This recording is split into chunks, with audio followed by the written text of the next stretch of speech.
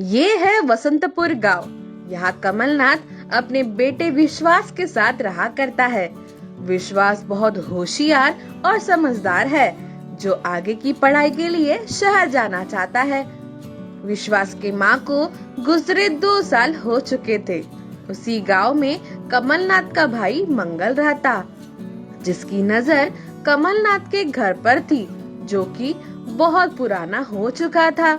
और गांव में लोग बातें करते कि घर के नीचे बहुत सा धन गड़ा है। कमलनाथ अपना गुजारा खेती करके किया करते। एक बार की बात है, वसंतपुर गांव में बारिश न होने के कारण अकाल पड़ जाता है। पूरे गांव में बेरोजगारी की समस्या उत्पन्न हो जाती है। कमलनाथ बहुत परेशान में आ जाते हैं, क्योंकि एक तरफ बेटे की पढ़ाई और दूसरी तरफ पुराने घर की समस्या। इसी मजबूरी का फायदा देखकर मंगल कमलनाथ के घर आता है। अरे भाई कमलनाथ, कहाँ हो? अरे भाई मंगल, आओ आओ। यहीं से गुजर रहा था तो सोचा मिलता चलूं। हाँ भाई मंगल, वैसे भी बहुत दिनों से मिले नहीं।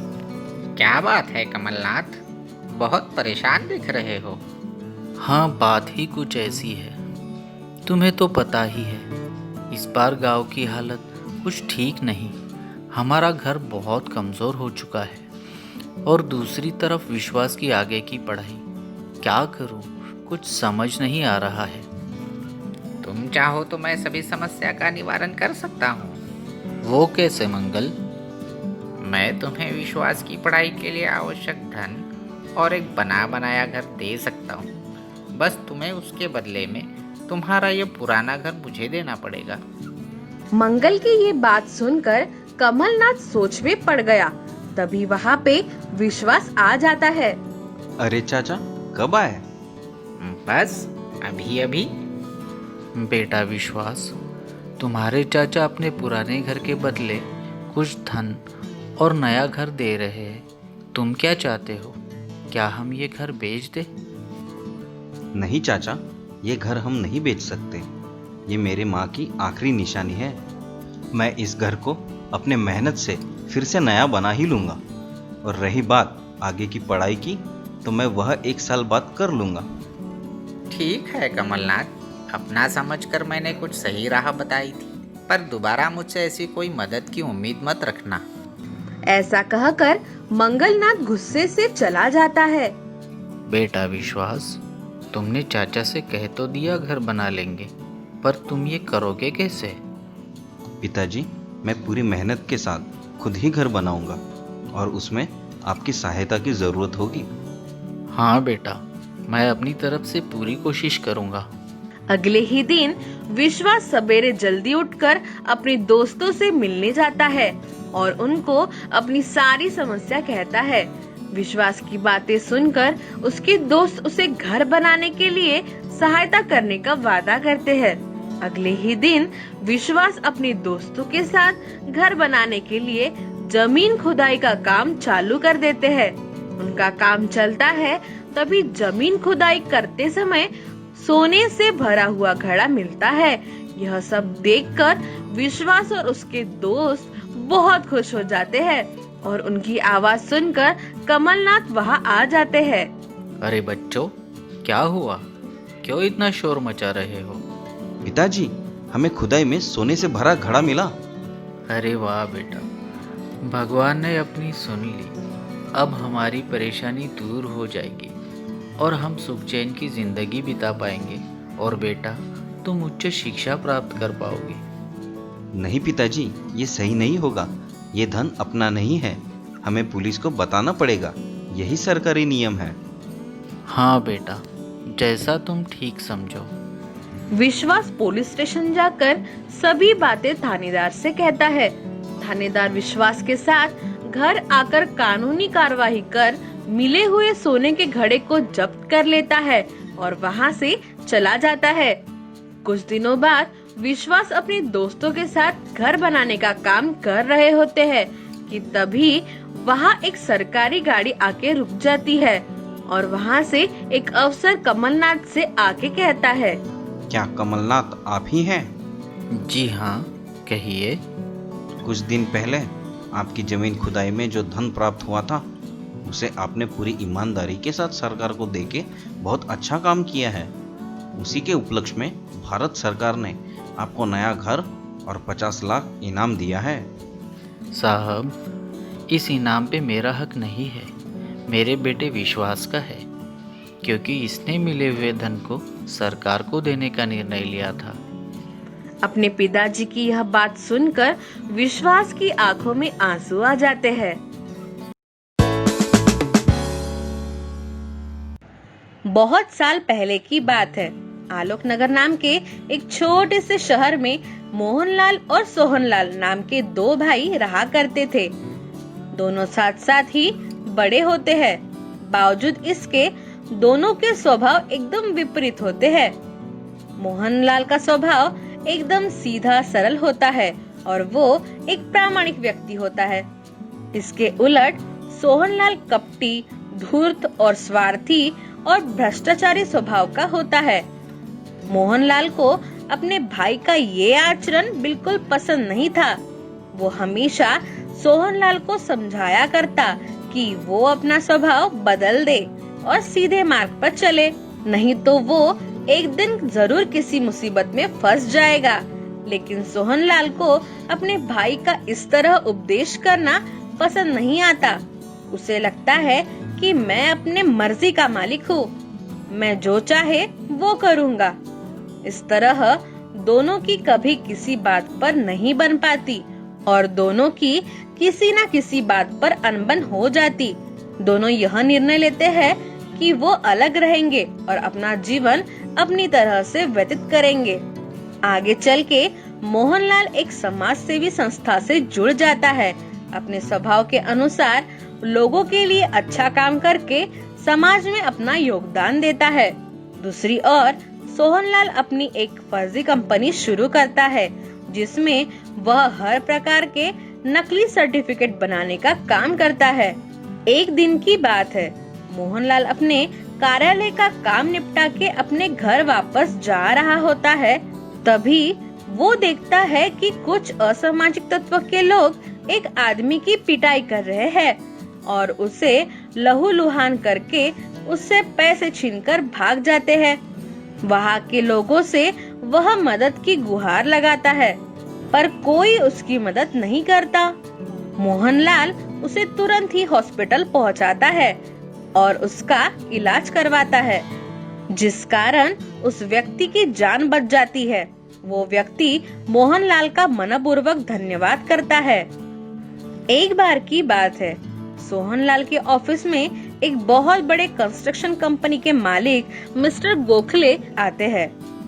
अरे मिस्टर गोखले, कैसे आना हुआ? बोलिए, मैं आपकी क्या सेवा कर सकता हूँ? देखिए सोहनलाल जी, आपसे मुझे एक बहुत महत्वपूर्ण मुद्दे पे बात करनी है जिसका जिक्र आप किसी से नहीं करेंगे। मिस्टर गोखले जी, आप बेझिझक होकर बोलिए, हम तो यहाँ इसीलिए बैठे हैं। तो बात ऐसी है सोहनलाल जी कि मेरी एक बहुत बड़ी कंस्ट्रक्शन कंपनी है और मैं बहुत मेहनत से कंपनी को यहाँ तक लेकर आया हूँ। अब मुझे ये चिंता सता रही है कि मेरे बाद ये कंपनी कौन संभालेगा। मेरी ये इच्छा थी कि मेरा इकलौता बेटा सिविल इंजीनियरिंग की डिग्री प्राप्त करे और आगे मेरा कारोबार संभाले। बहुत कोशिश करने पर भी वो अपनी इंजीनियरिंग पूरी नहीं कर पाया। अब डिग्री ना होने की वजह से कॉन्ट्रैक्ट मिलने में परेशानी आ सकती है।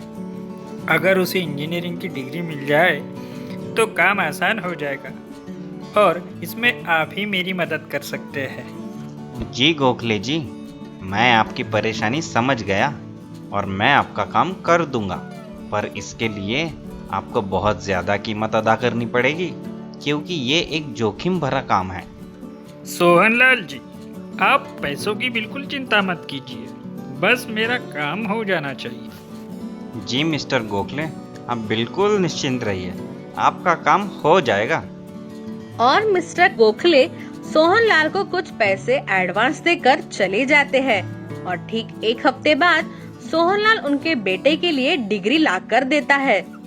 एक दिन की बात है, मोहनलाल किसी काम से शहर से दूर एक गांव में अपनी गाड़ी से जाते हैं, परंतु लौटते वक्त रात हो जाती है। रास्ते में दूर दूर तक सिर्फ जंगल और घोर अंधेरा होता है। अपनी दोपहिया वाहन पर मोहनलाल धीरे धीरे आगे बढ़ रहे होते हैं कि अचानक पीछे से एक बड़ा ट्रक उन्हें टक्कर मारकर निकल जाता है। मोहनलाल झाड़ियों में जा गिरते हैं और जख्मी हो जाते हैं और खुद से उठने में असहाय महसूस करते हैं। सुनसान जंगल, अंधेरा और जंगल के प्राणी। मोहनलाल सोचने लगते हैं कि बस आज तो मेरी जीवन लीला यही समाप्त हो जाएगी। तभी उसे एक आवाज सुनाई देती है। अरे भाई, तुम ठीक तो हो?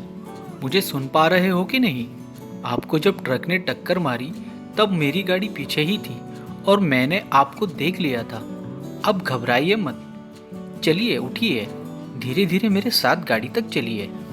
वो अनजान व्यक्ति मोहनलाल को अपनी गाड़ी में बिठाता है। मोहनलाल थोड़ा बेशुद्ध होता है और गाड़ी वहाँ से शहर की ओर निकल पड़ती है और हॉस्पिटल आकर रुकती है। वो व्यक्ति मोहनलाल को हॉस्पिटल भर्ती कर देता है। सुबह वही व्यक्ति मोहनलाल से मिलने हॉस्पिटल आता है और उससे कहता है, मोहनलाल जी, अब आप कैसा महसूस कर रहे हैं? कल मैं ही आपको यहाँ लेकर आया था। आपने शायद मुझे पहचाना नहीं। मैं वही हूँ जिससे कुछ लुटेरों ने बीच सड़क पैसे लूट लिए थे और जख्मी कर दिया था। तब आप ही मुझे अस्पताल लेके आए थे। जी हाँ, अब याद आ गया। मुझे समझ नहीं आ रहा मैं किन शब्दों में आपका धन्यवाद करूं। आप ना होते तो शायद मैं आज का दिन ना देख पाता। मोहनलाल जी, धन्यवाद करके मुझे शर्मिंदा मत कीजिए। ये तो मेरी खुशनसीबी है जो मैं आपके किसी काम आ पाया। आप जैसे इंसान दुनिया में मुश्किल से मिलते हैं।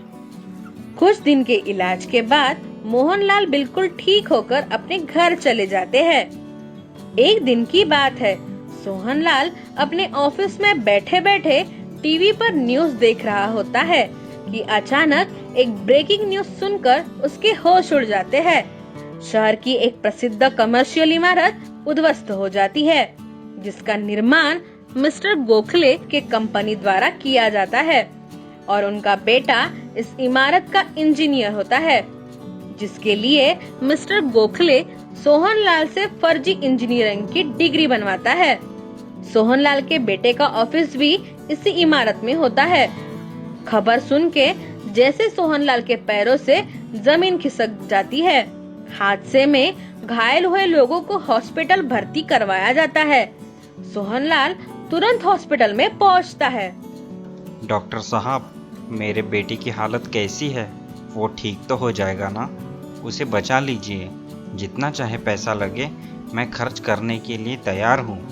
सोहनलाल बाहर लगी कुर्सी पर बैठ जाते हैं और खुद को कोसने लगते हैं कि उनके बेटे की इस हालत का जिम्मेदार वही है। उनके कर्मों का फल उनके बेटे को भुगतना पड़ रहा है। बेईमानी से इतना पैसा कमा के उसने क्या हासिल कर लिया? उसे अपने भाई मोहनलाल की कही सारी बातें याद आती है और वो रो पड़ते हैं। कुछ घंटे गुजरने के बाद डॉक्टर सोहनलाल को अपने केबिन में बुलाते हैं और कहते हैं कि उनका बेटा अब खतरे से बाहर है, परंतु उसे ठीक होने में काफी वक्त लगेगा। सोहनलाल डॉक्टर का धन्यवाद करता है। इस हादसे के बाद सोहनलाल की सोच पूरी तरह से बदल जाती है और वो प्रण करता है कि अब वो बेईमानी का रास्ता छोड़कर अच्छाई का रास्ता अपनाएगा और जितनी हो सके सबकी मदद करेगा। तो दोस्तों, आपको ये कहानी कैसी लगी? ये हमें कमेंट बॉक्स में कमेंट करके जरूर बताएं। और हाँ, हमारे चैनल को लाइक, शेयर और सब्सक्राइब करना ना भूले। तो चलिए दोस्तों, अगली बार फिर मिलते हैं एक और नई कहानी के साथ। तब तक के लिए goodbye. Stay home, stay safe.